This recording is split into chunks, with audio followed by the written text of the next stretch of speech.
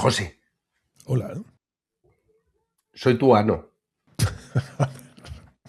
Joder, que siempre consigues sorprenderme, ¿eh? ¿Te moló eso, eh? Sí. No la vi venir. ¿Lo ponemos? Vamos a ponerlo, ¿no? Hello. Soy yo. ¿Quién yo? Soy tu ano. ¿Qué? Tu ano. ¿Qué ano? Soy tu ano, el culo tuyo. No, es de tu maldita madre que te parió, hijo de la gran puta. Hello. Manolo, Hello. soy tu ano. Tú, caballero. ¿Podemos tener una charla entre usted y yo? Caballero. Soy tu ano. ¿Usted puede contestarme como hombre, de hombre a hombre, para que hablemos usted y yo? De ano a hombre. ¿Usted puede hablar conmigo para que me conteste y me explique qué diablo le pasa a usted conmigo? Soy tu culo. Usted no sabe que eso no se puede estar haciendo. Soy tu culo. Yo tengo cosas que hacer en un día. Un building con más de 6 pisos. Soy tu culo. Eso parece tú. Eso parece tú un culo peludo. Hello. Manolo. Amigo. Soy tu Yo ano. que el poquito de paciencia que tenía, el coñazo de su maldita madre se la ha llevado. Yo te digo que... ¡Maldito cabrón! ¿De qué año es esto, Juan? Esto, no sé, del 2000 será o por ahí. Hostia. De ano a hombre. ¿Qué me estás queriendo decir con esto? Pues que hoy vamos a hablar de ano a hombre. Porque está aquí Anónimo García. Pero claro, ahora ya lo he entendido. Mira, en bata. Cuando comencé a utilizar la dinamita, yo también tenía fe en muchas cosas, en todas, pero he acabado creyendo solo en la dinamita. Hola Juan, hola José, ¿Qué pasa, tío? ¿cómo estáis? ¿Que va en bata en serio? Que va De en ano bata. a hombre, o sea, tú te autodefines como hombre. Sí, en este momento sí. Vale, está bien saberlo, me dirijo a ti como él. Y tú tú eres ano. Sí, bueno, no queremos empezar con algo denigrante, me ha dicho mi psicoanalista, ano viene de Anónimo García, claro. Es Ya. la palabra corta, ¿cómo se dice eso? El diminutivo. No sé Pero hablar bien. tu pronombre es...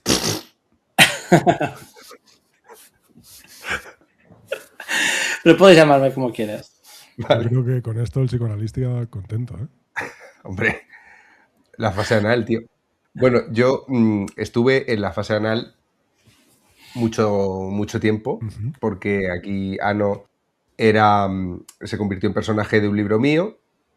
Estuvimos hablando un montón, estuve trabajando en eso, luego estuvimos de promoción, hicimos millones de presentaciones, millones de cosas.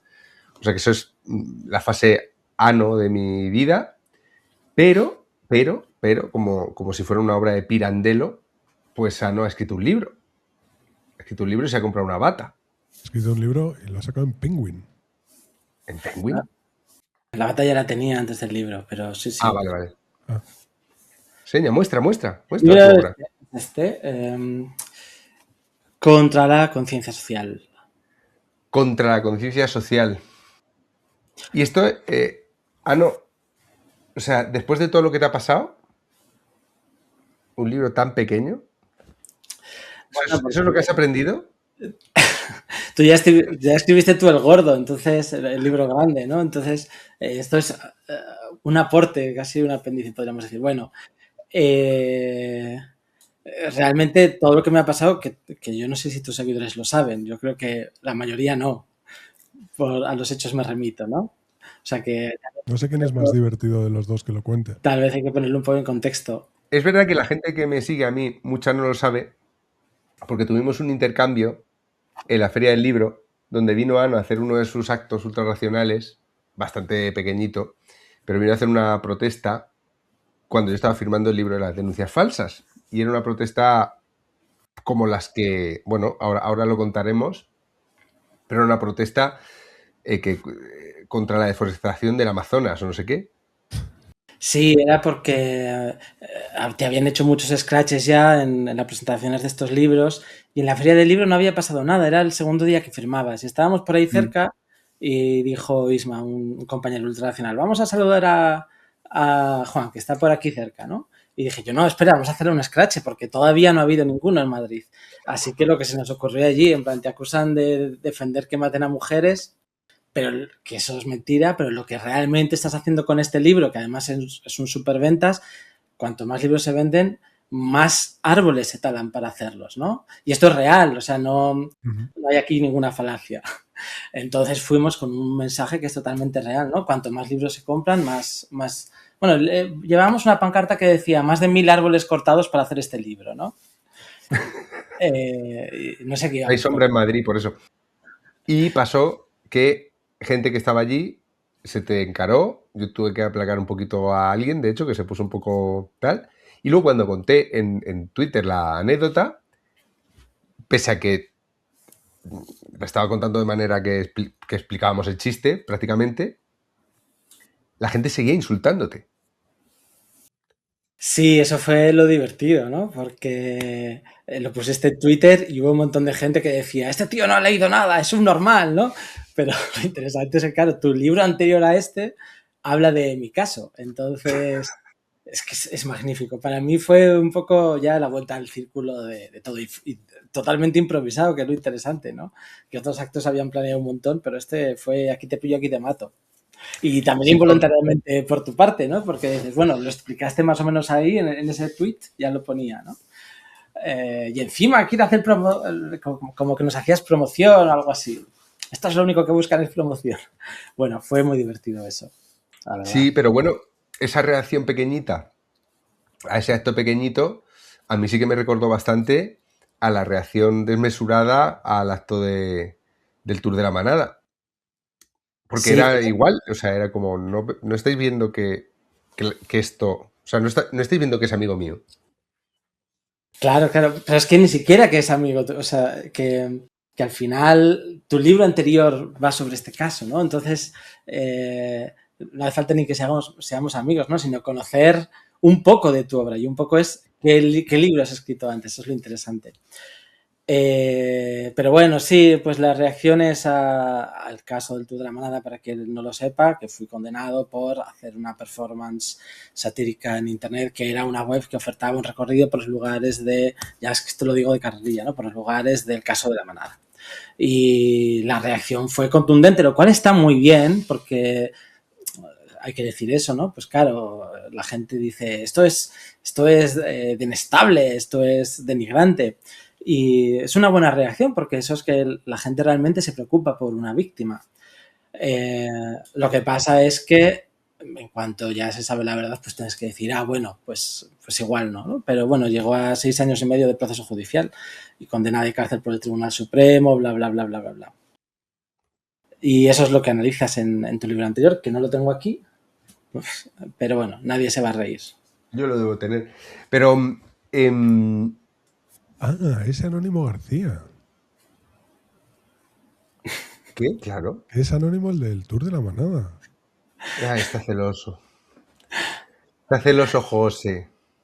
Ya lo he pillado. ¿Sabes lo que pasa, Ano? Que José es el nuevo Anónimo. Aunque se llama José. Esa nueva figura misteriosa. Hostia, he juntado aquí. No lo había pensado. Has juntado los anónimos. Es que José está muy subidito, tío. Porque hay tías que hacen palmas el coño con su voz. Es un hombre misterioso. Yo intento denigrarlo todo lo que puedo pero el tío está subidísimo. Y claro, no lo había pensado. Pero bueno, es que su voz lo merece. Tías y tíos también. Ya, pero no intentes amigarte con él porque... Mira qué callado está la puta. No, que yo te dejo disertar, Juan.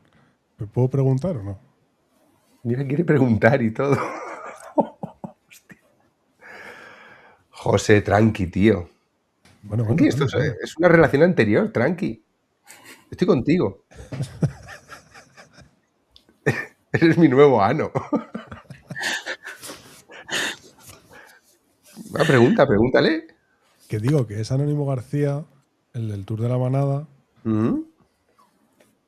pero que era un desmentido. O sea, que luego había un desmentido, pero el desmentido no se hizo famoso. se hizo famoso solo una cosa, ¿no? ¿Es el caso ese? Sí, así es. Bueno, por ir más a lo concreto, la web ofertando el tour estuvo 3 días activa. El tercer día salió en todos los medios de comunicación y ya... Bueno, en esos 3 días, esto lo cuenta muy bien Juan en el libro, ¿no? La gente preguntaba, había duda, la gente en Twitter decía, pero esto es real, es una broma, es un acto de denuncia social, bueno, me parece mal, pero ¿por qué no se puede hacer, no? Los periódicos ya lo han hecho. El tercer día salta la liebre, entonces todos los medios en cadena lo ofrecen y ya le ponen un juicio moral, ¿no? Esto es denigrante. Y a partir de aquí, las interpretaciones, que hasta ahora eran ambiguas, ya pasan a ser inequívocas. Esto es denigrante, ¿no? Entonces, en ese momento, porque, bueno, fue una bola increíble, se cayó la web de visitas, tuve que pagar 400 euros para volverla a poner activo y, por tanto, poder subir un desmentido. Eliminamos la web y pusimos una pequeña explicación entre ese día y el día siguiente que aclaraba de lo que se trataba, ¿no? Que había sido una especie de bomba mediática para evidenciar cómo los medios de comunicación se lanzan como hienas a cualquier cadáver ardiente, ¿no? Y bueno, ahí quedó la cosa, pero 5 meses después llegó la denuncia de la propia chica de la manada. Y aquí es donde nos preguntamos, pero bueno, ¿ha visto el desmentido? ¿No lo ha visto? ¿Sabe la verdad? ¿No? ¿Le hicimos daño? No era nuestra intención. Esto fue 5 meses después, con lo que había en la web era el desmentido. Su abogada, a la hora de hacer la denuncia, ¿no? Pues tiene que tirarse un rato investigando las cosas. No ha entrado en la web y no ha visto el desmentido, porque la abogada lo da como si el tour fuera real, ¿no? Y bueno, las acusaciones son horribles. Bueno, me acusaba de delito de odio por justificar las agresiones sexuales en este caso y a las mujeres en general, ¿no? O sea, qué barbaridad. Es que no es, bueno, es que eso es una barbaridad. Y también promover la figura y el atuendo, la indumentaria de los agresores sexuales, ¿no? Que esto, bueno, fue gracioso porque desde luego... Eso fue lo que más te hirió. Claro, porque desde luego yo no llevo esa indumentaria, ¿no? Ya veis, mi bata tan elegante no la podrían llevar ellos nunca. Jamás. Bueno, habían pasado 5 meses y en la web estaba el desmentido y lo que se hizo fue una denuncia falsa porque no es en los términos de lo que se conocía entonces, de lo que era el caso, ¿no? Pero bueno, aún no había la duda. A mí y a mi abogado no es que había la duda. Bueno, a mi abogado no tanto porque me hizo este gesto, ¿no? Y yo le pregunté, ¿pero por qué? Y me hizo este gesto. Algo que no se puede decir con palabras. Pero bueno, por si acaso, el juicio fue 6 meses después, en total 1 año después de la web, y allí ya se vio que no había ningún tipo de pretensión de búsqueda de la verdad. O sea, que la verdad estaba ahí, todo había pasado en internet, ¿no? Todo era público, no unos oscuros hechos en los que solamente asisten 2 personas y luego tienes que probarlo. Aquí no, todo estaba en internet, pero bueno, ya pues todo se fue hacia un lugar tan grotesco que acabó en una condena por el Tribunal Supremo 1 año después. Una condena de cárcel. Sí, una condena de cárcel que tiempo después el Constitucional, por una vez dándonos una buena noticia, pues te quitó, anuló la condena y hicimos una gran fiesta. Quiero decir, el caso son muchos años de indigencia, de soledad, de marginación, de cancelación, porque te iban cancelando pues, sitios a los que tú ibas o querías ir o tal, pero estás currando en Letras Libres, creo que en más sitios, de vez en cuando, o sea, te empieza a picar otra vez el gusanillo de hacer cosas de estas, ¿no? Sí. Pero bueno, lo que di de los primeros años, la condena fue en 2020, finales de 2020, 2021, 2022 fueron horribles. Era también la pandemia, o sea que todo el mundo estaba un poco cancelado, pero yo más. Era al final sentirse un apestado porque, por ejemplo, habíamos hecho un crowdfunding para pedir un abogado en una plataforma de crowdfunding en Goteo y ya llegó la condena y ya no. Entonces tenía que ir buscando sitios porque me iban... Ya no, que Goteo canceló la página. no canceló la página, sino que ya me dijo, te apoyamos, pero no vamos a abrir no te vamos a apoyar en este crowdfunding ahora, ¿no? Porque ya ha sido condenado. Pero bueno, eso como muchas otras cosas, ¿no? De hecho, el libro empieza con esa idea, ¿no? De gracias o por razón de la conciencia social, la gente se permitía sumar castigos en la medida de sus posibilidades al que ya tenía, que era una condena de cárcel, ¿no? Entonces, Claro, bueno, pero a mí me interesa mucho esto, Ano, de la conciencia social, porque, o sea, yo aquí no... Tú sabes de quién voy a hablar, pero no voy a mencionar a la persona. uh-huh.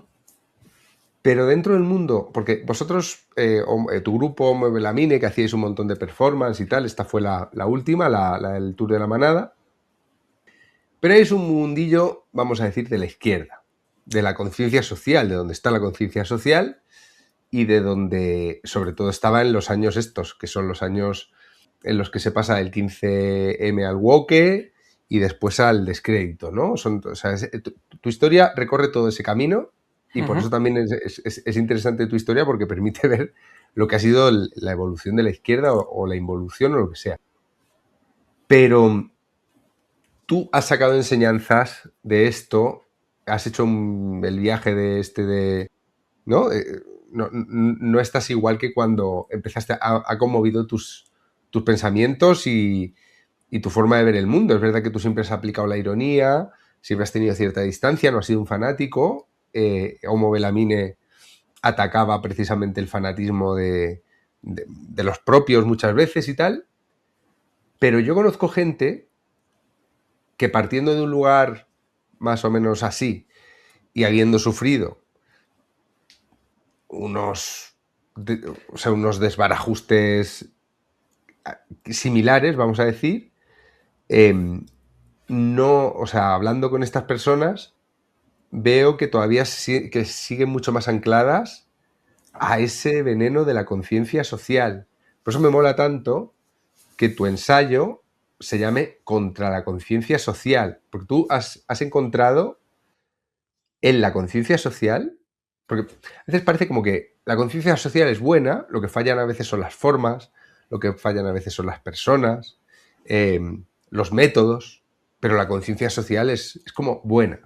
Pero tú dices, es que la conciencia social a lo mejor no es buena, ¿no?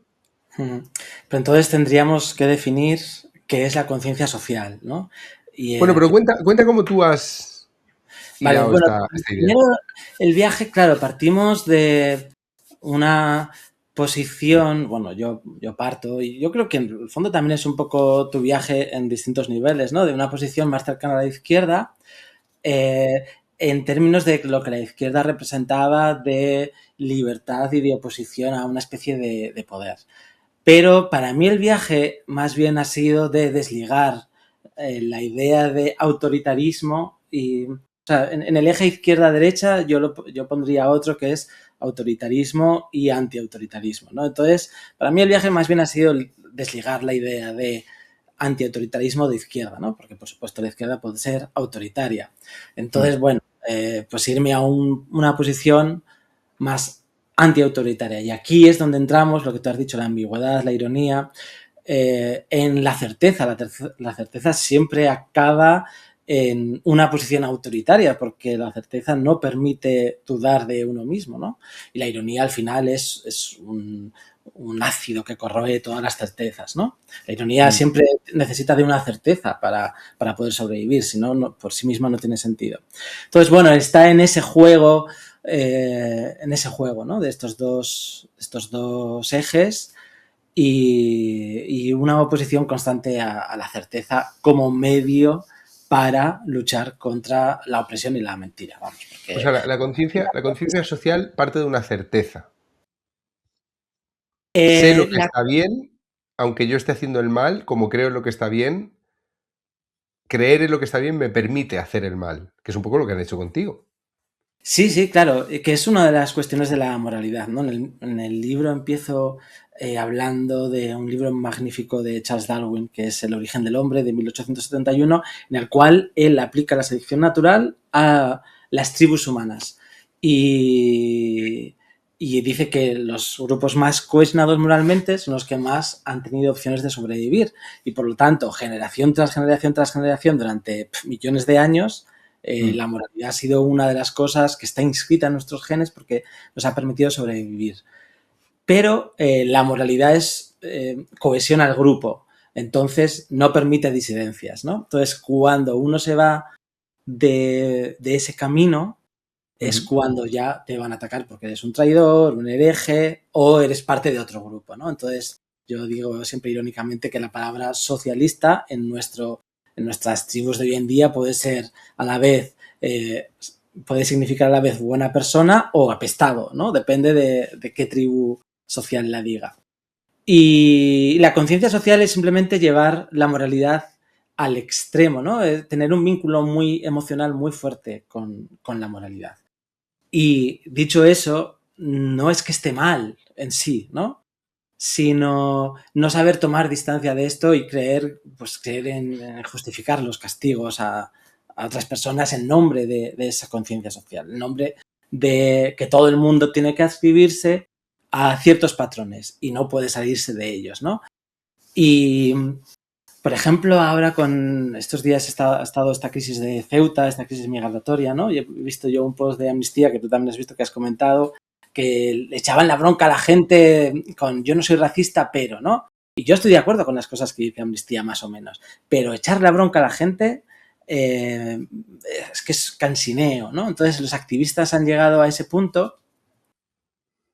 Me he perdido un poco el hilo, no sé por qué ponía Sí, pero lo de Amnistía yo lo voy a enseñar, porque tú dices que estás de acuerdo con lo que dice Amnistía, yo estoy de acuerdo con lo que dicen los puntos que ellos critican. Sí, bueno, la cuestión es que da lo mismo. Aquí lo podemos leer, mira, aquí está.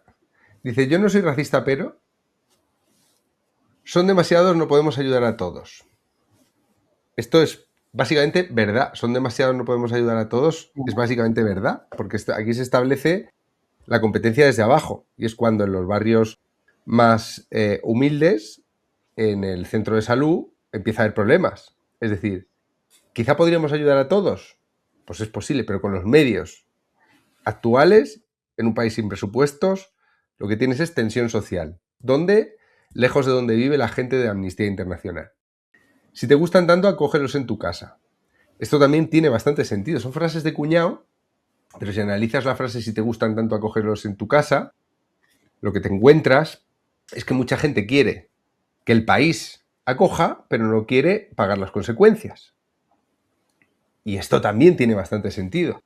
Dejar entrar personas refugiadas provoca un efecto llamada. Aquí me hace mucha gracia que usen personas refugiadas cuando no estamos hablando de refugiados.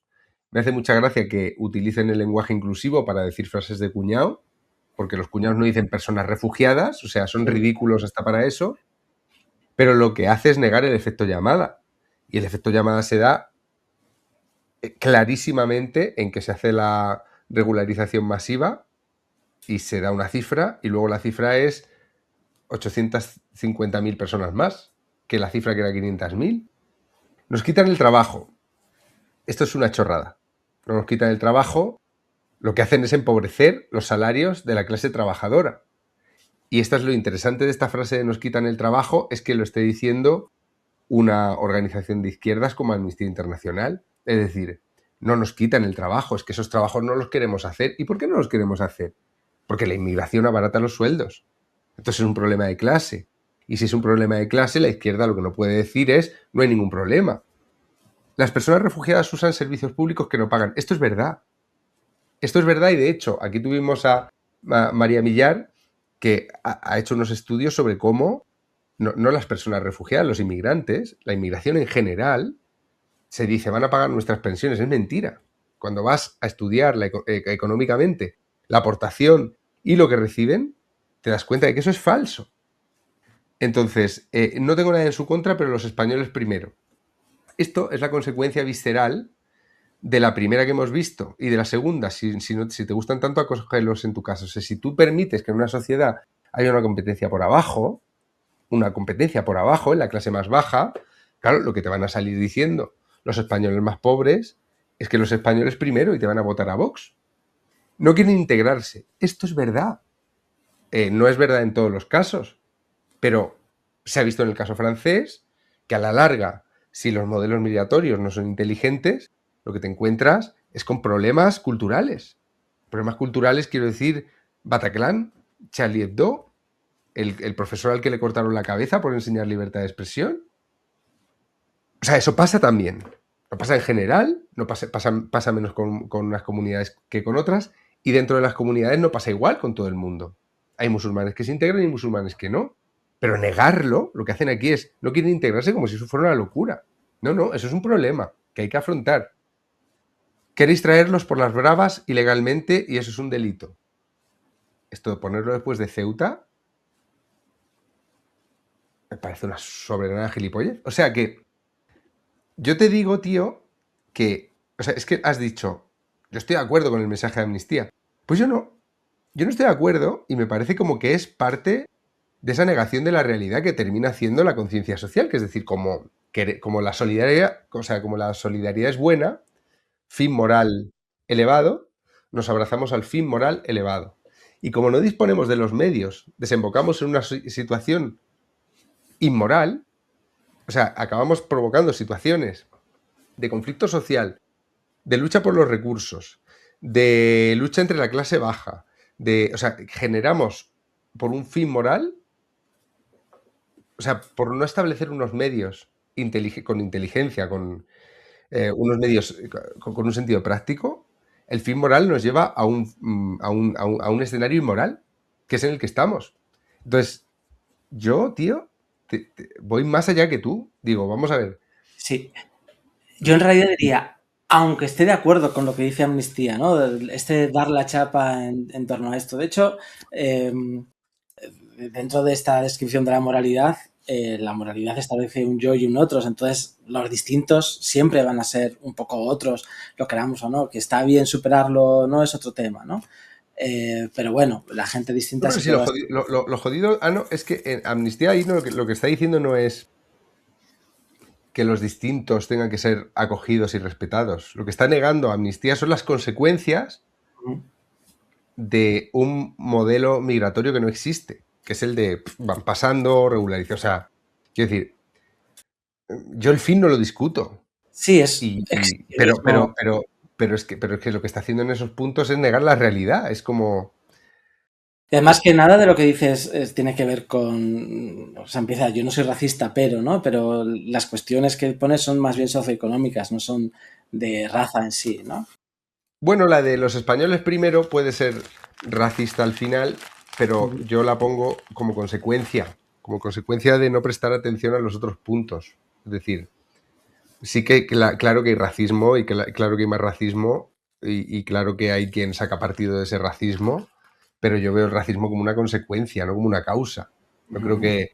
O sea, creo que encontrarte el centro de salud lleno en un barrio como Carabanchel o Vallecas o así, o en el Ejido, o sea, encontrar... Eso puede desencadenar una reacción racista en alguien que se ve obligado a ir a ese sitio al que antes podía ir y ahora va a un sitio mucho más saturado. Es decir, si tú no pones medios, creas racismo donde necesariamente no tenía por qué haberlo. Sí, pero yo es que iría... A ver, yo lo que puse iba más por otro lado, que era... ser antirracista es bueno, ¿no? Vamos a poner esto, ¿no? Que sería como resumiríamos lo de Amnistía. Vamos a dar esto por hecho. Entonces, en nuestra sociedad el discurso el discurso más oficial tiende a ser antirracista es bueno.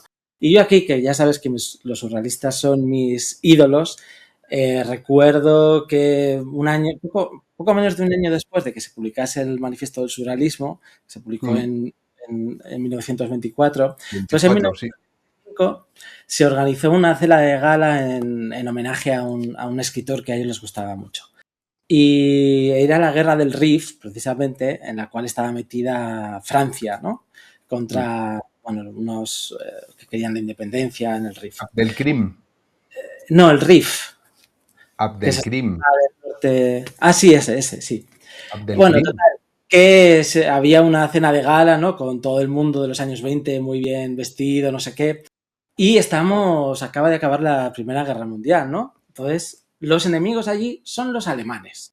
Y esto me hace mucha gracia porque, o sea, me hace mucha gracia, no, me resulta muy interesante porque nos vamos a un paradigma moral totalmente distinto, pero que podemos entender y que es cercano, porque es Francia contra Alemania. Entonces ahí los malos son los alemanes. Y estaba André Breton bastante, que es el jefe de los surrealistas, estaba bastante dolorido porque veía que todos sus amigos poetas se habían dedicado de repente a enaltecer la guerra, a enaltecer la patria francesa, ¿no? Y él estaba muy enfadado con eso, ¿no? Y además, él organizaba exposiciones de arte, pero no organizó una Max Ernst, que es alemán, pero no consiguió ninguna reseña en ningún periódico porque era alemán, ¿no?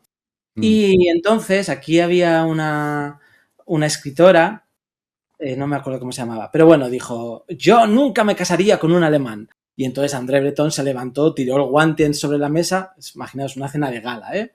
Y dijo, está usted insultando a mi amigo Max Ernst. Y esto acabó en una trifulca con un surrealista colgado de la lámpara de araña tirando platos y vasos contra todo el mundo, un anarquista que pasaba por allí rompiendo los espejos del restaurante, y debía ser un primer piso porque salió otro surrealista a gritar por la ventana, ¡abajo Francia! ¡Viva el RIF!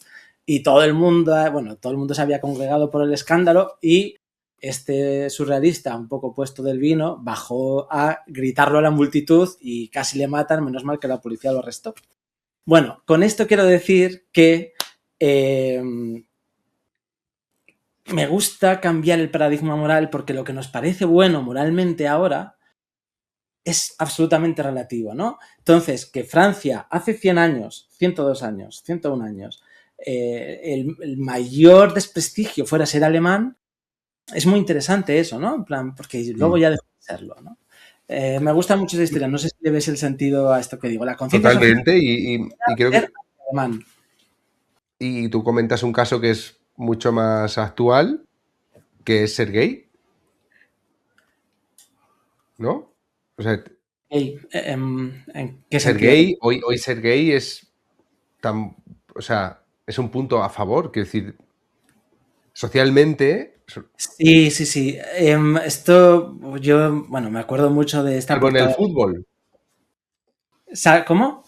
En el fútbol lo ocultan. Pero fuera sí. del fútbol, ser Claro, el gay. fútbol es una ocultación. En el cine es muy bueno ser gay, en la tele.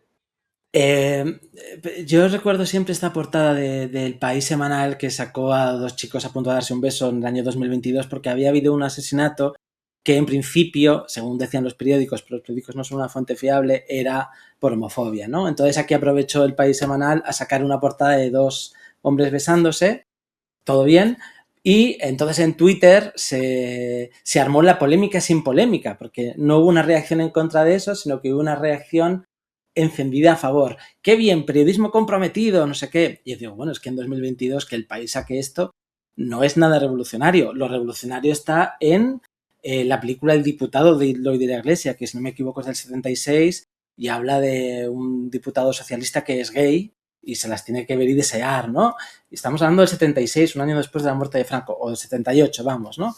O la película Mi querida señorita, que es de un transexual, y Cambio de sexo también. Estas son películas de los 70, ¿no? Estas son películas arriesgadas, películas que están hechas en un mundo en el que la identidad de género, que de no ser hombre o mujer, es, o sea, retar eso es mucho más complicado. Ahí sí que está bien. O las primeras películas de Almodóvar, ¿no? Pero ahora pensar que esto es comprometido es un poco delirante, ¿no? Y al final eso es un poco lo que intento desentrañar, porque también me hacen gracia las manifestaciones del 8M que van con pancartas de revolución, revuelta, ¿no? Pero al lado hay un ministro y el PP en el ayuntamiento en Madrid te ilumina las Cibeles de color morado y el edificio de Telefónica, una empresa del IBEX 35, su edificio de la Gran Vía de Madrid también te lo pone de color morado. Entonces, si tienes aquí el poder económico, el poder político conservador, ¿no? Que está apoyando la manifestación y tienes a ministros, pues esto desde luego revolución no es.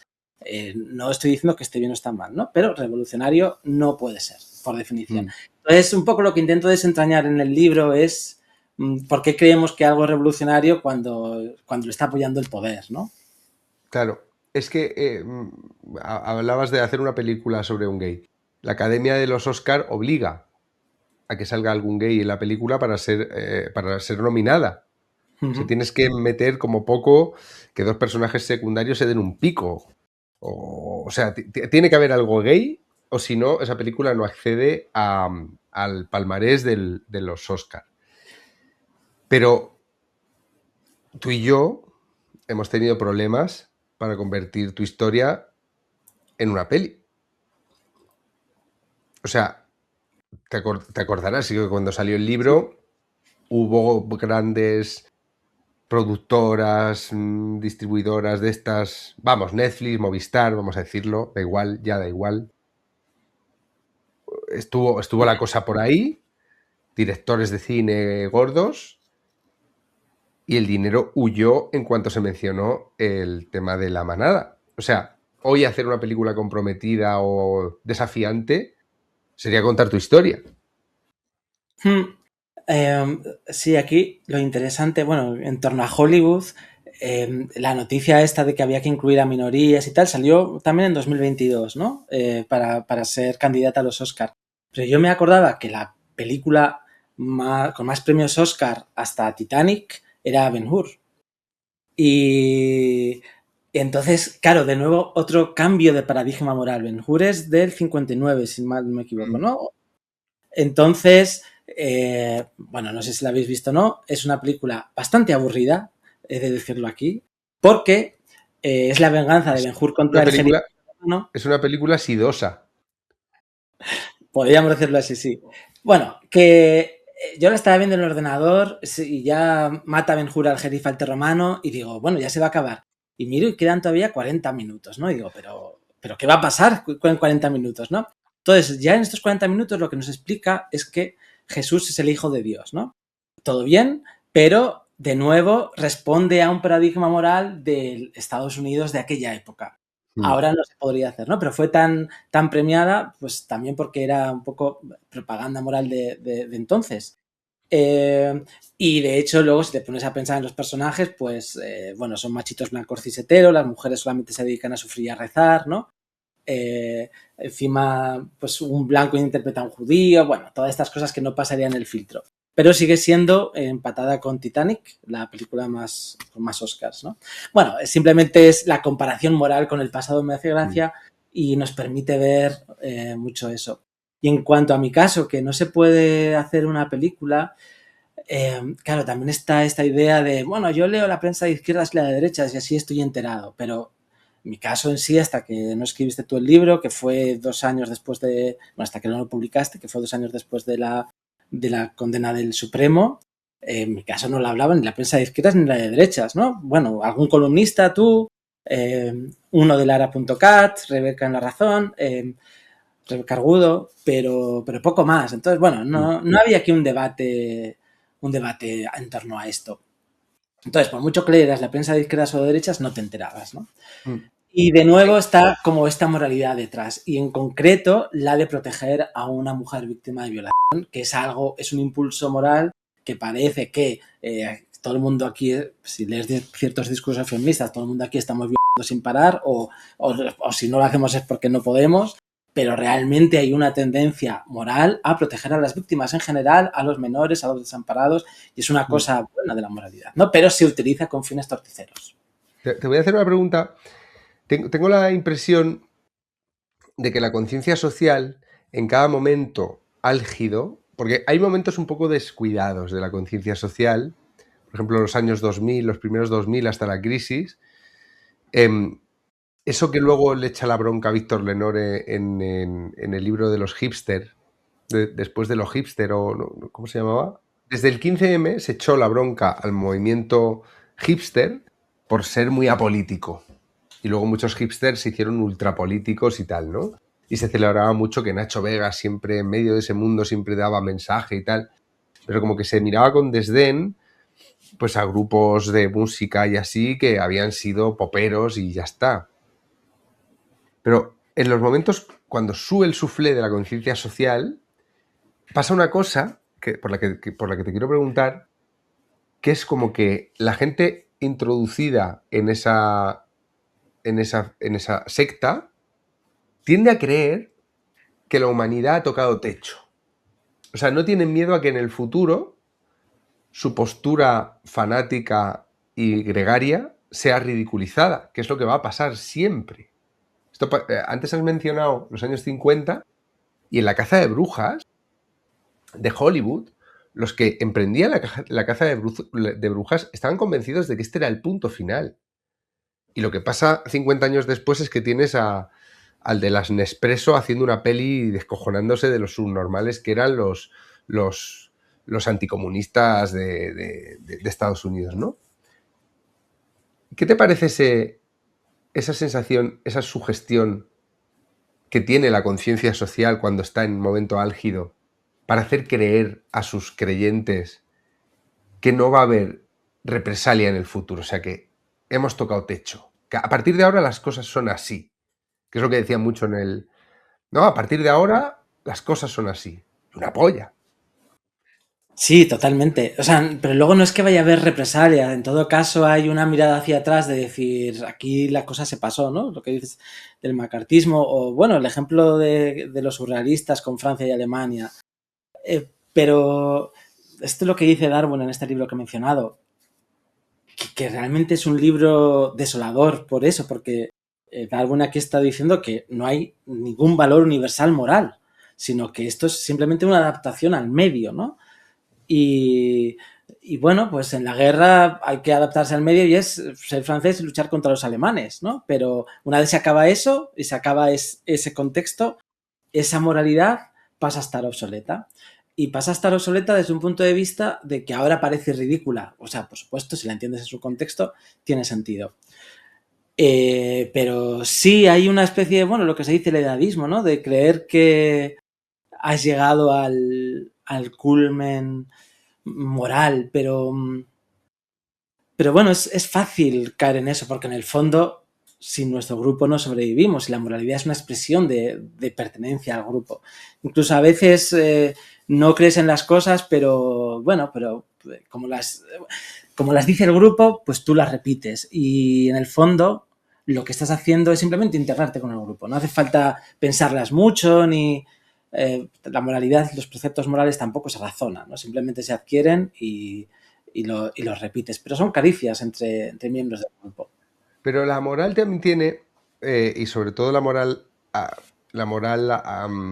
asimilada por un grupo, siempre tiene un sentido de trascendencia. Claro, por sí, eso sí. borran la historia siempre, por eso en los momentos de énfasis así moral, lo que se hace es romper las estatuas. Esto ha pasado históricamente sin parar. Esto lo hacía el Estado Islámico con los budas, los woke con las estatuas de los que tenían esclavos y los romanos con el periodo anterior. O sea, es como que la gente se imanta y cree que acaba de entrar a la puerta de la utopía y que una vez pasada esa puerta el mundo ha cambiado y va a ser como nosotros creemos, ¿no? Que eso es lo que hace tan ridículo pasado el tiempo. O sea, ¿tú has hecho el ejercicio, Ano, de irte al año 2018 en Twitter de la gente? No. ¿El año que te pasó a ti esto? Uh-huh. ¿Por qué lo pues dices? Te llevarías muchas sorpresas. Verías a muchos que hoy son cínicos, incluso católicos, convertidos,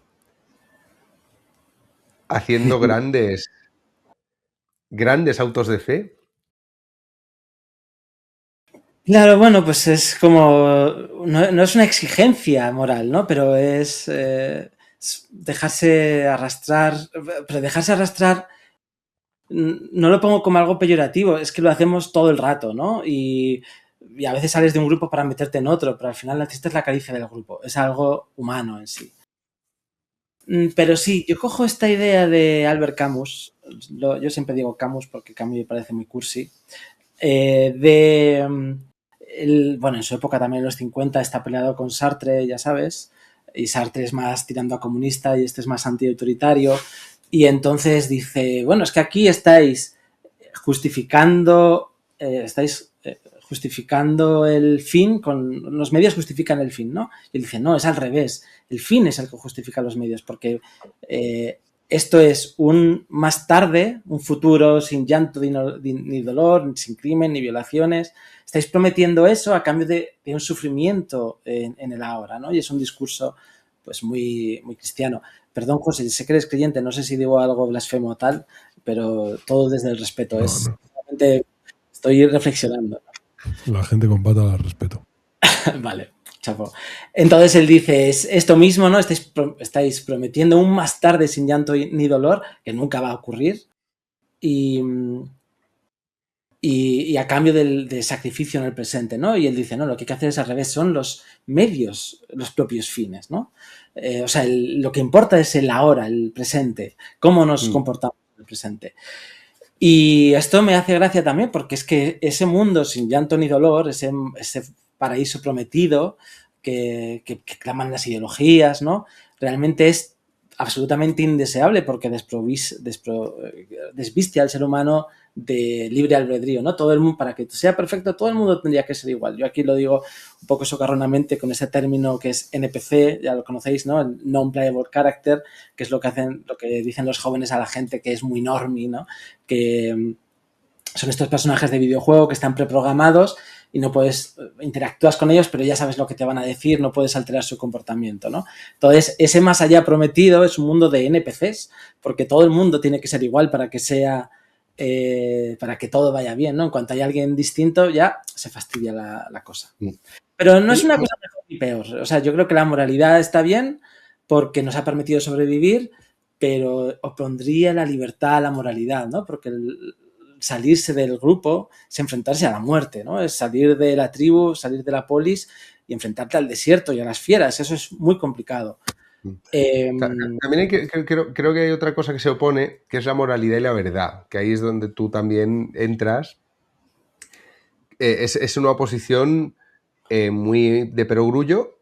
Vamos, Pablo Malo, por ejemplo, tira de ahí en su libro, ¿no? Pero me parece una oposición muy interesante porque la moralidad se presenta como una verdad absoluta. O sea, ante las verdades morales, las demás parecen contingentes. O sea, si estamos en contra del... Si la moral superior, si la moral total es luchar contra el cambio climático, que la ley de Montes sea una mierda es una verdad contingente. Entonces no conviene hablar de eso, hay que hablar solo de las emisiones, ¿no? De CO2. Esto se ve frecuentemente, ¿no? Sí, Pablo Malo en su libro habla de la teoría de las convicciones morales, que describe muy bien eso, que creemos que la moralidad es universal, es decir, me aplican no solo a mí, sino a todo el mundo. Entonces yo creo que el matrimonio infantil está malo aquí y en África y en donde sea, y si hay una petición de Change la voy a firmar en contra de esto, ¿no? A diferencia de otras prácticas, ¿no? Conducir por la izquierda o la derecha, entendemos que en unos países es así y en otros es así. Aquí no puedes conducir por el lado equivocado. Las convicciones morales aplican a todo el mundo y son universales y son objetivas. No sabemos por qué, no sabemos razonarlas, pero sabemos que es así. Pero lo cierto es que las verdades son intersubjetivas, o sea, algo es verdad porque lo compartimos con el grupo. Y no sé, para los griegos era tan verdad que Zeus hacía esto o lo otro como para nosotros es que la Tierra es así o asá, ¿no? Que hay algo, o sea, hay un método científico para llegar a ciertos aspectos, pero en el fondo la verdad es siempre la de nuestro grupo y de nuevo está la moralidad por detrás. Bueno, hay un vínculo allí muy cercano, sí.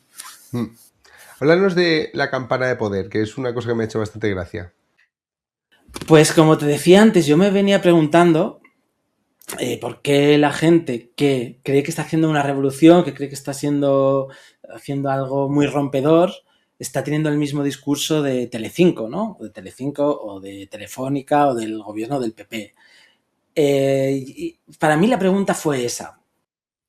Y entonces yo me empecé a leer a Gramsci y tal, pues que se habla de esto, ¿no? De las guerras culturales. Pero también me leía otro tipo muy interesante que es Edouard Bernays, que es mucho menos conocido, pero para mí son dos figuras muy paralelas, nacieron en el mismo año y los dos querían llegar al mismo punto, que era un estado de paz, ¿no? De armonía social y tal. Pero Bernays estaba también interesado en forrarse. Sí, la diferencia era que Gramsci quería hacer la revolución, una revolución marxista. No pudo hacer nada porque estuvo en la cárcel la mitad de su vida, vamos.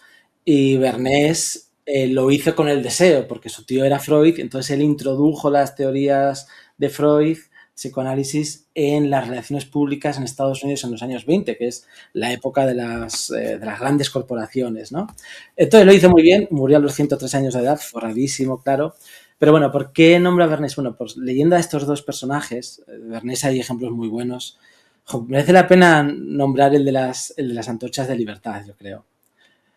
Sí, este fue uno de sus primeros, las primeras cosas que hizo. Era en 1928, entonces estaba mal visto que las mujeres fumaran en Estados Unidos.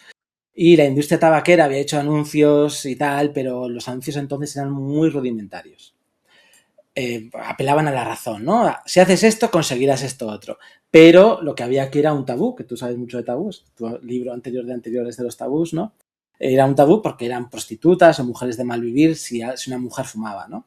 Entonces contrató a Bernays, que ya había trabajado para el gobierno como propagandista en la Primera Guerra Mundial, y llegó a una idea, que fue: voy a coger a un grupo de mujeres, modelos, yo les pago, las visto más o menos bien, ahí va a haber una marcha popular, en una celebración en Nueva York, las voy a poner allí, voy a llamar a toda la prensa, en ese momento los periódicos que estaban empezando de los últimos 30, 40 años, y yo llamo a mis propios fotógrafos y en un momento dado, a mi orden, les voy a hacer que se enciendan unos cigarrillos.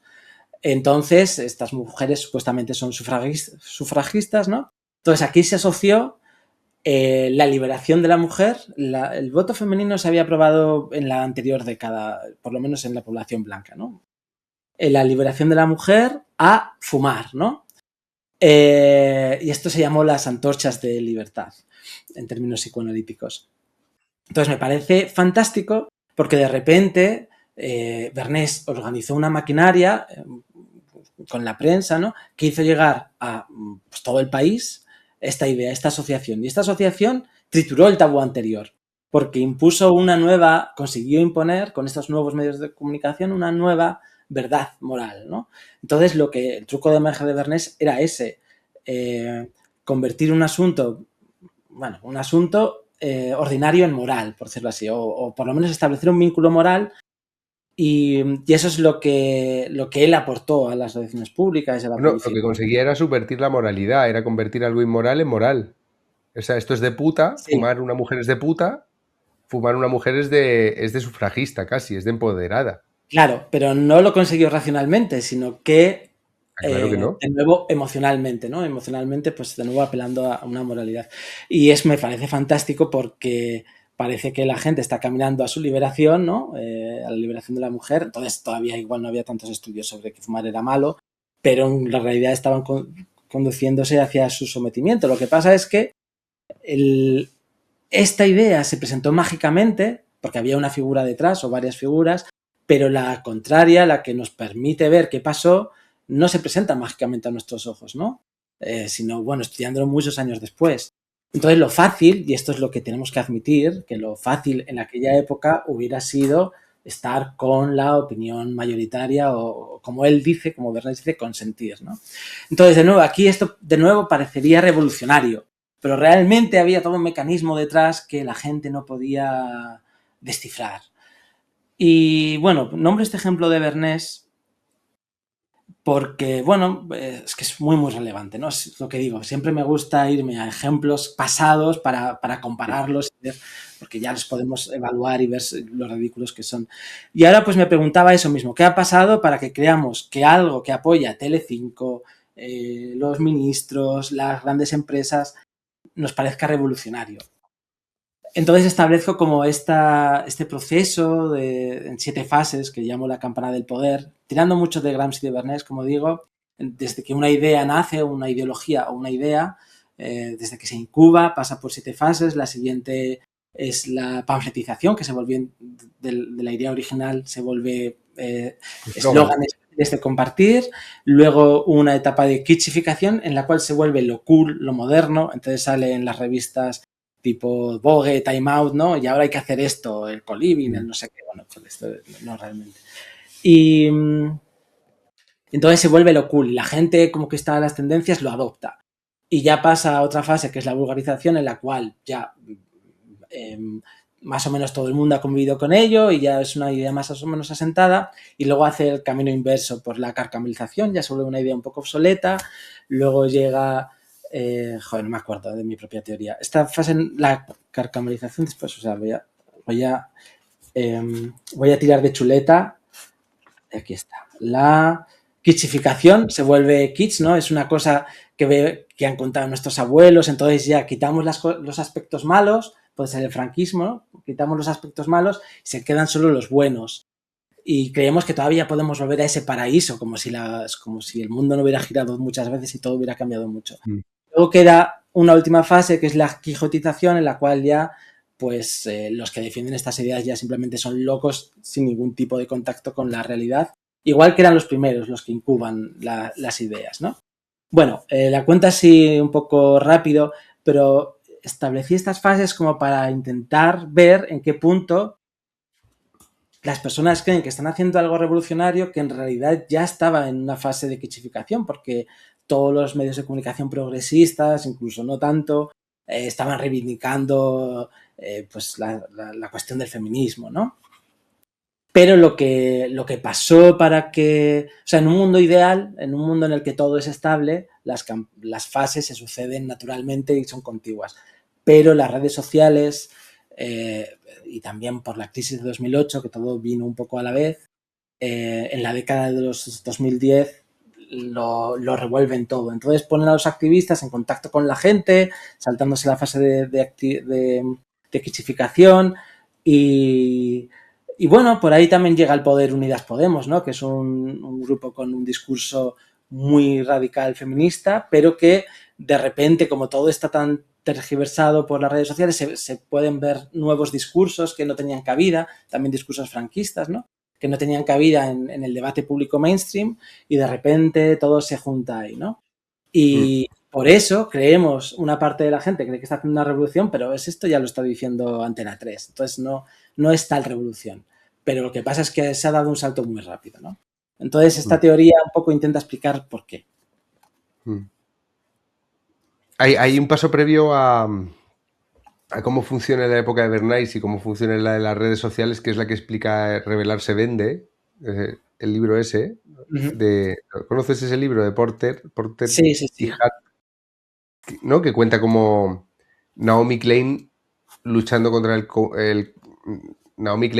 contra la publicidad, hace el ejercicio de publicidad perfecto con no logo. ¿Te acuerdas de ese libro que se puso muy de moda? Sí, ¿no? lo sé.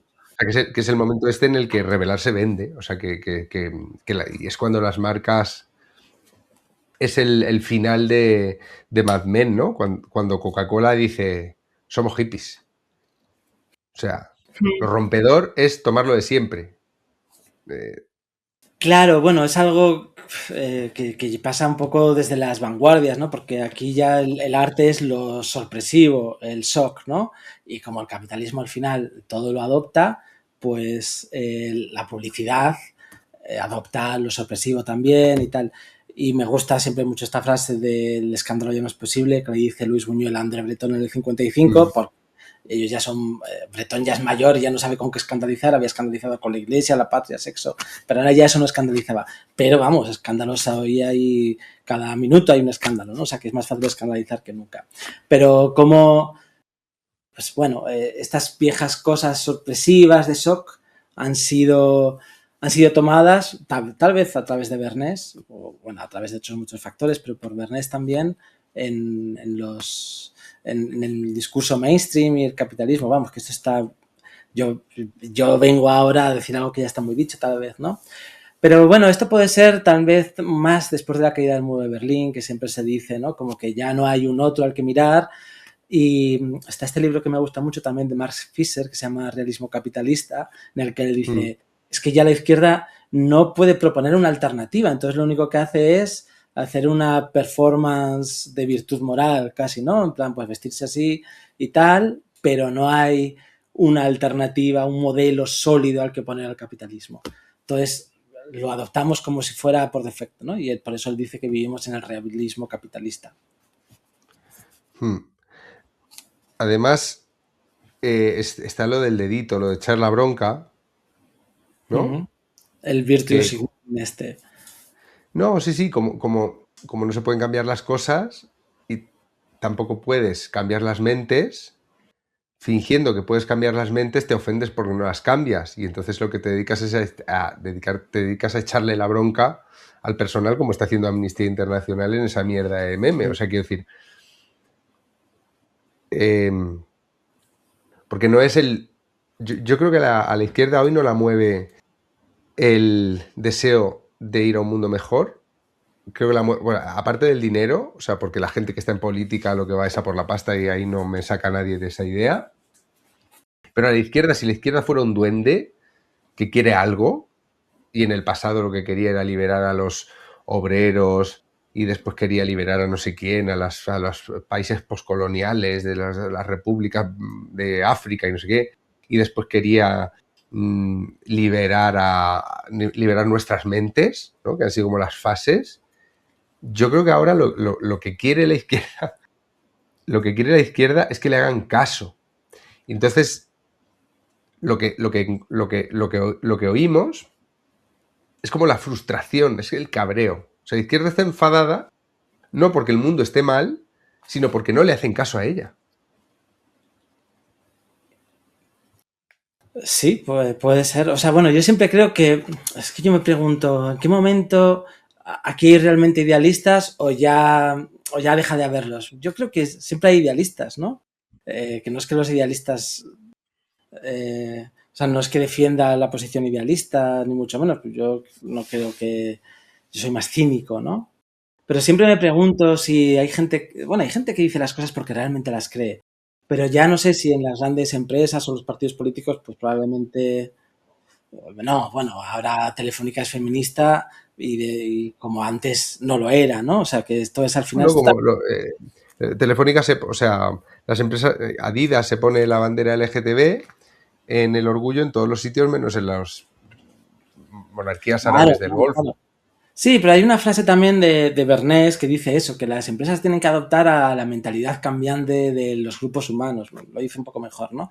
Y eso es la técnica que tiene que hacer, o sea, adaptarse a la moralidad también, eso, ¿no? De repente ser homosexual, la homosexualidad como algo revolucionario, que por supuesto no creo que sea fácil ser homosexual, seguro hay millones de frustraciones propias, depende cómo sean tus padres, depende cómo sea tu entorno, ¿no? Pero bueno, todas las empresas en junio se ponen la banderita.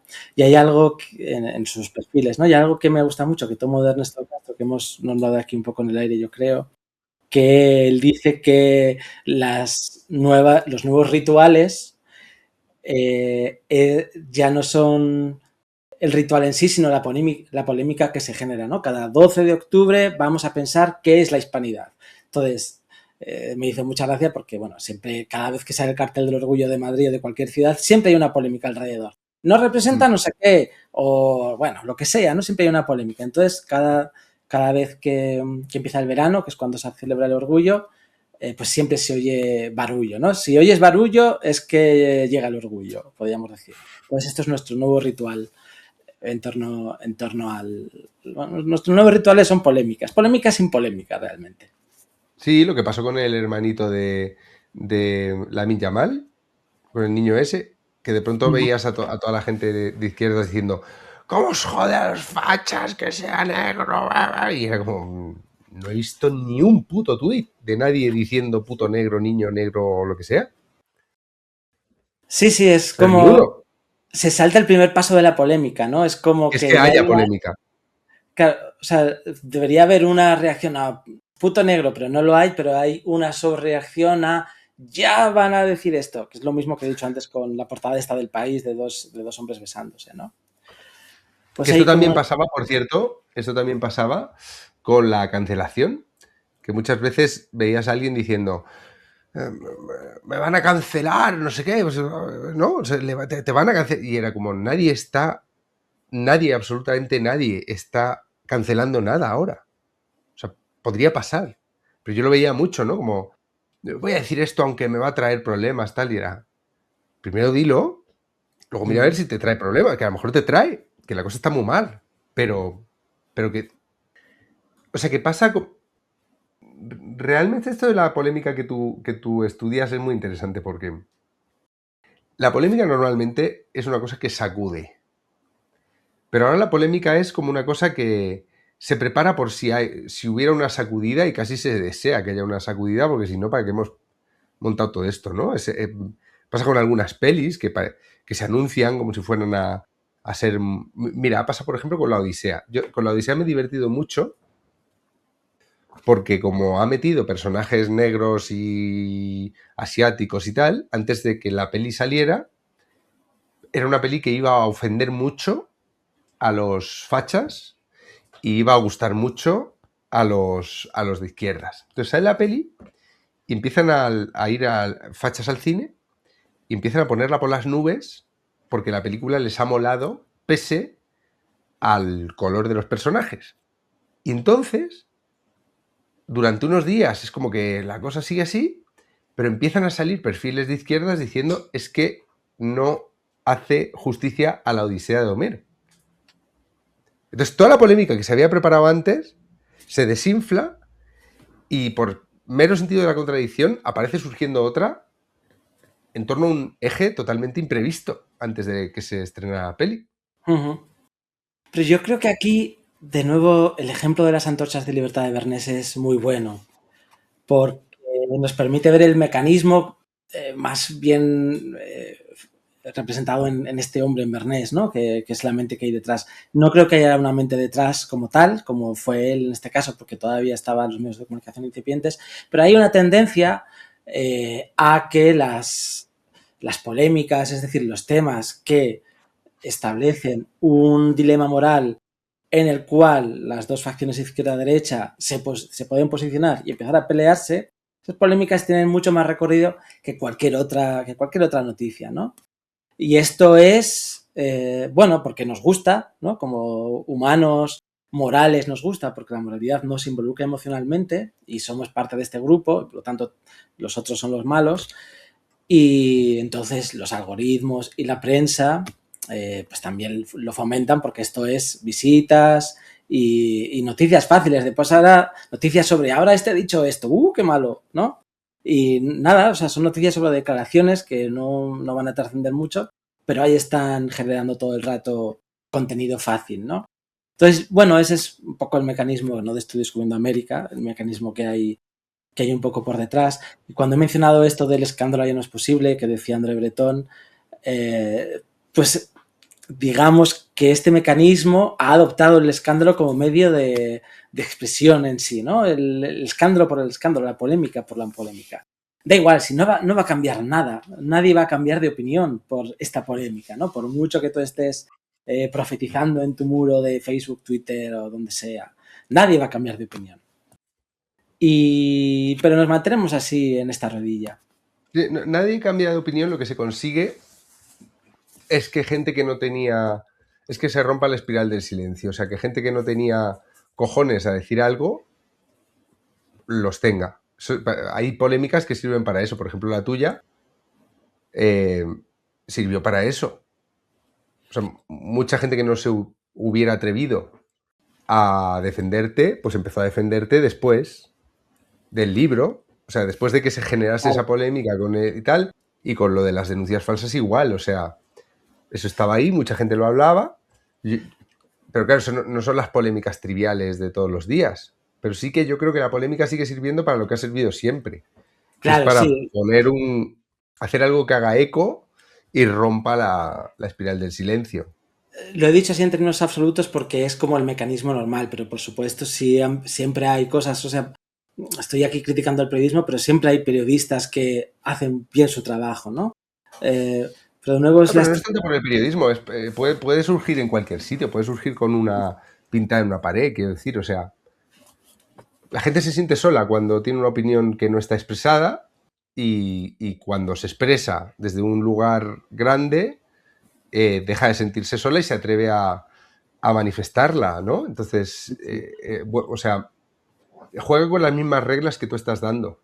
O sea, sí, también. De hecho, también me gusta mucho esta idea de Camus de el arte reúne y de hecho escribí un artículo en Letras Libres sobre los escrachecitos estos que te hacían, ¿no? Y la conclusión era esa. Has escrito un libro que es arte, es literatura, que ha conseguido reunir a personas que estaban dispersas, ¿no? Pero bueno, hay un libro por el medio, no es una frase, o sea, bueno, no sé. Te doy la razón en eso, ¿no?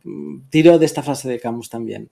Y eso, pues yo creo que es una obra de arte en ese sentido de que, lo que has dicho, personas dispersas que o no se atrevían a manifestarse o bien no tenían una representación, una voz pública, de repente ya se pueden agrupar. Y eso es lo bueno del arte, ¿no? Claro, yo lo vi mucho contigo y no diría que es el arte tampoco, porque el arte es las performances que hacéis vosotros se pueden considerar arte La y... literatura es arte. Sí, pero las performances también. Yo creo que no es el arte, yo creo que es el tamaño de quien habla. O sea, defenderte a ti cuando yo no había sacado el libro era más difícil que cuando lo había sacado, pero cuando el Constitucional se sumó a la opinión de que tú no habías cometido ese delito, nos llamó Francino. Quiero decir, o sea, el tamaño de quien dice algo es como lo que hace que se mueva una masa de silencio y se convierta en ruido y la gente ya diga, pues ahora yo también, como ya veo que no hay riesgo, me sumo a lo que ya pensaba antes. Lo que ya pensaba antes es, esto es una puta gilipollez, te voy a llamar gilipollas, ¿no? Que por eso, una vez que es el tamaño de la gente que estaba callada se vuelve muy grande, los que estaban gritando se empiezan a ver ridículos, que es lo que te preguntaba al principio, ¿no? De ponte, o sea, están tan convencidos en el momento, o estamos tan convencidos en el momento de que esto que hemos conseguido se queda, que cuando no se quede, los más exacerbados van a caer en el ridículo de los tiempos. Es decir, pero ¿por qué gritabas tanto? Es un normal, sí.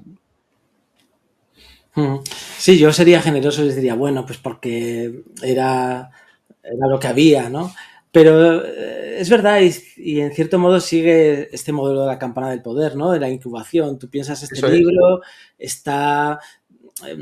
yo digo que, bueno, en la incubación nadie habla de esto, no es un tema del debate público. Cuando pasa a la siguiente fase, que es la panfletización, se toma como una cosa de locos, que puede ser pues cuando escribíais las columnas, ¿no? Todavía no hay aquí nada muy importante. Ya cuando llega el libro y ya se empieza a hablar más del tema, ya hay una corriente de opinión sólida a partir de tu libro, claro, pues ya se hace más grande, ya mucha más gente puede hablar de esto, ya, bueno, llega el Constitucional. Entonces es un poco, sí, siguiendo el tamaño de quien habla, pero por supuesto el Constitucional, bueno, cabe la duda, ¿no? Pero tal vez no habría sacado esa sentencia sin ese recorrido. Pasaron 5 años desde la sentencia del Supremo, sin ese recorrido que pasa por tu libro, por un montón de comentarios, un montón de artículos y que a la vez condujo a muchos profesores de universidad, catedráticos de Derecho, a tener una opinión sobre el tema, un tema que hasta entonces era desconocido, ¿no? Y que de alguna manera pues también influyó porque es parte de la opinión pública. Entonces, bueno, ahí sigue esas fases también para fundamentar mi teoría de la campana del poder. Bueno, pues sí. José, está muy callado. Es que, joder, de verdad. El tío este que lió a un país entero haciendo una web falsa y colándosela a todos los medios, es un señor con bata que no deja de hablar de escritores antiguos, así de culto, todo mi. Falta fumar en pipa. Está picado.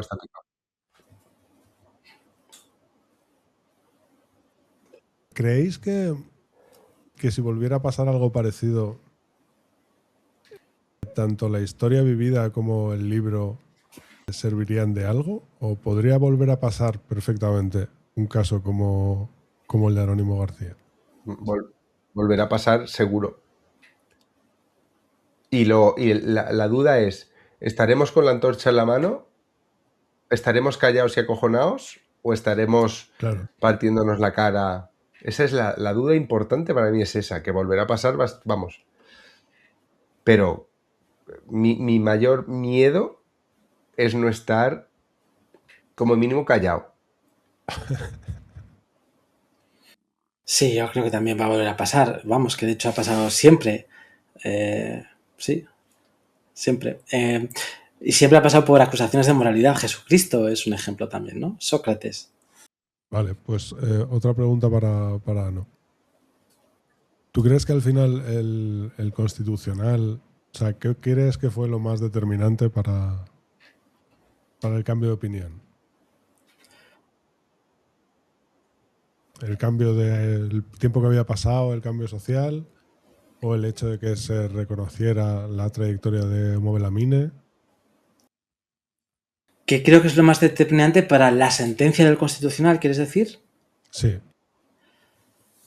Pues ya te digo, yo creo que es difícil de saber, pero desde luego han pasado 5 años. En esos 5 años hay un trabajo de Juan y de mío por otra parte, ¿no? De dar a conocer el caso y explicarlo bien. Que de todas maneras ya estaba bien explicado. Lo que pasa es que, o sea, ya estaba bien explicado porque la web ya estaba explicado. No hacía falta...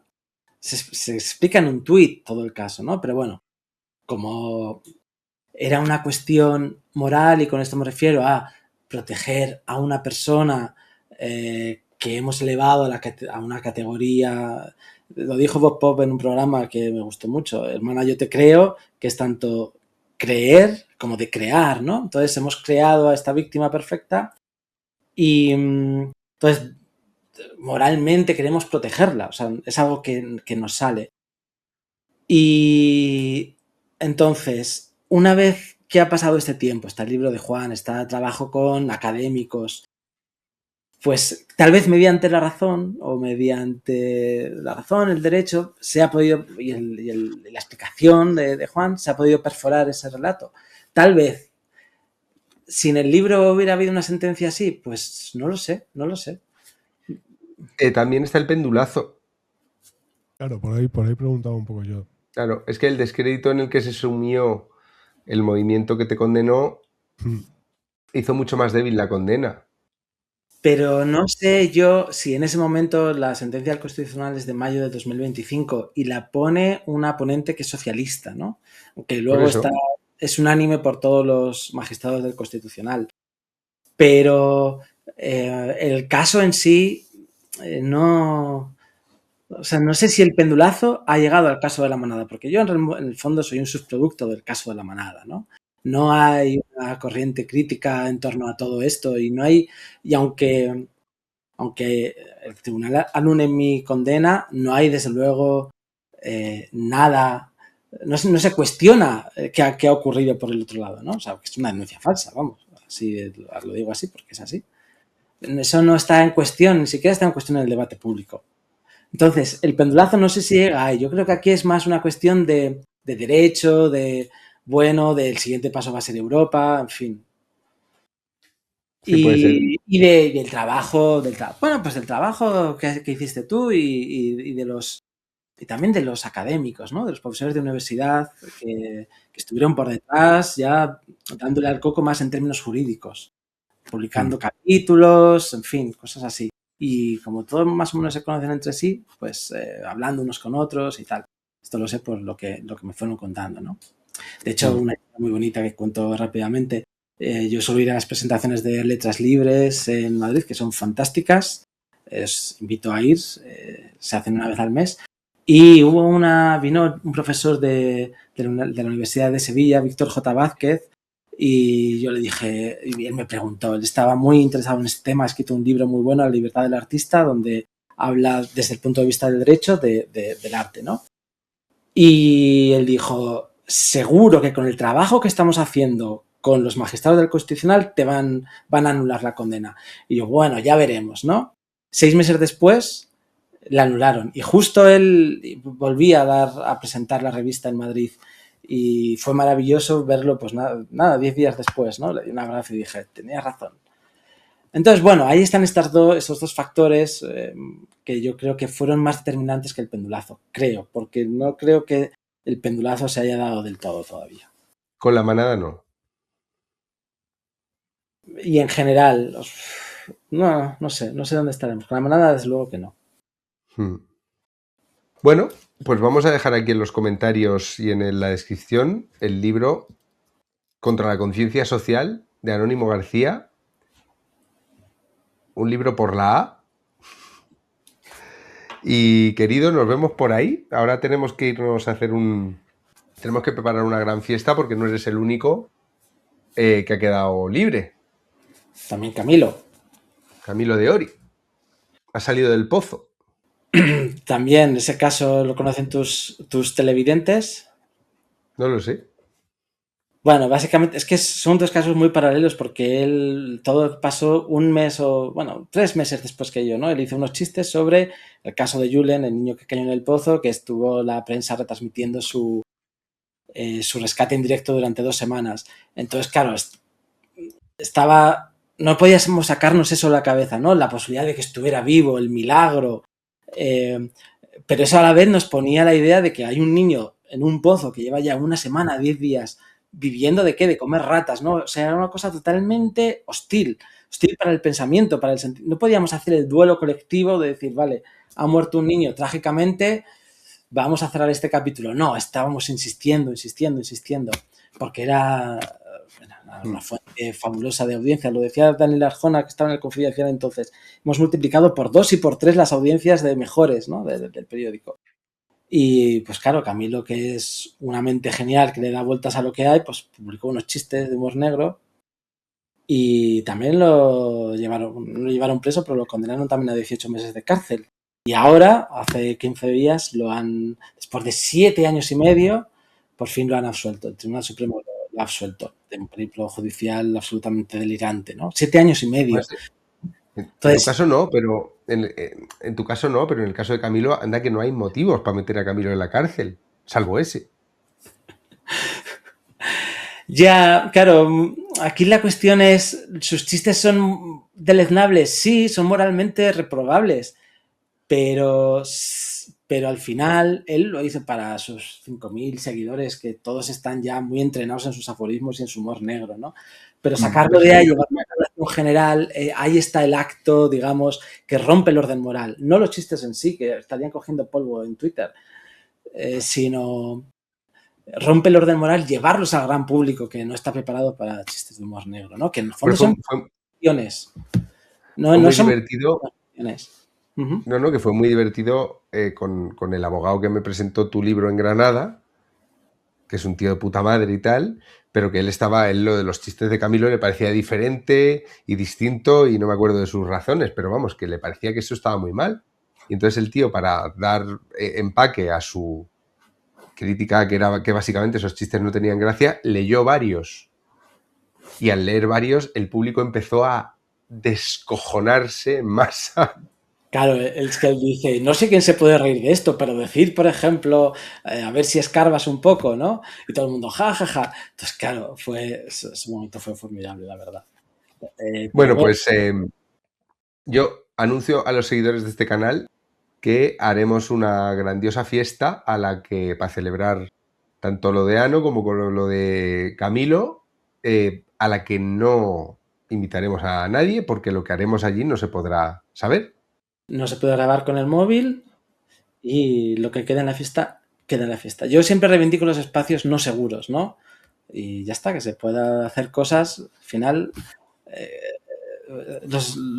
siempre digo que los más punkis ahora son el Opus Dei de Telecinco, ¿no? Porque son más moralistas.